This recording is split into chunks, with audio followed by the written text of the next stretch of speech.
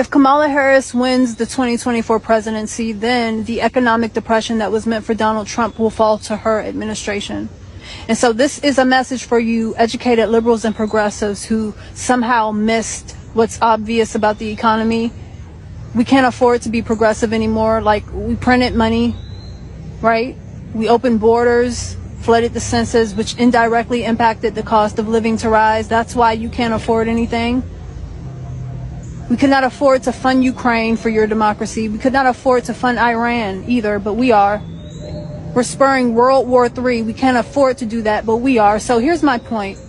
If you want to focus and fixate on Kamala Harris's genitals and her brown skin, I hope you understand political strategy is making a fool out of you.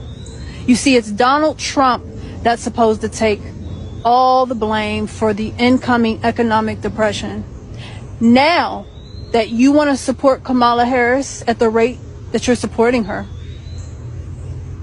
that guarantees that she's going to inherit it, and that guarantees that you're going to be going through a depression as an economy together while under her administration. And she just showed you that she's incompetent. She showed you, look at her resume on the border. She showed you that her Marxist subscriptions make her incompetent. They disqualify her from being the leader of the country.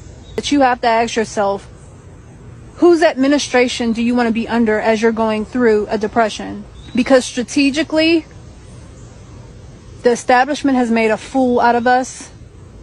And we're also dealing with liberals and progressives who absolutely 100% show that they sacrifice everything for their ideology. You know, good for them, I guess. But at the end of the day, we have no business sharing a union from this moment forward. If you actually let Kamala Harris ascend to the White House and make a move to secede from the union, you have to make that your fight. You can actually make her presidency moot in your state. You can cut off the policies that travel from the White House to a state near you. You'd be safer going through a depression without Kamala Harris. Kamala Harris is going to be focused on taking your guns. She's going to be focused on all the stuff that women generally are, all the feelings stuff. Meanwhile, you're going to see an age where you have to protect your resources and your food and your families and yourselves. Do you want Kamala Harris to be the chief and commander? If you do, listen up. And this is not to be vulgar, but I hope her genitalia and her melanin and her strong black queen energy gets you through the economic depression that was meant to fall on Donald Trump's lap. Congrats, you got played.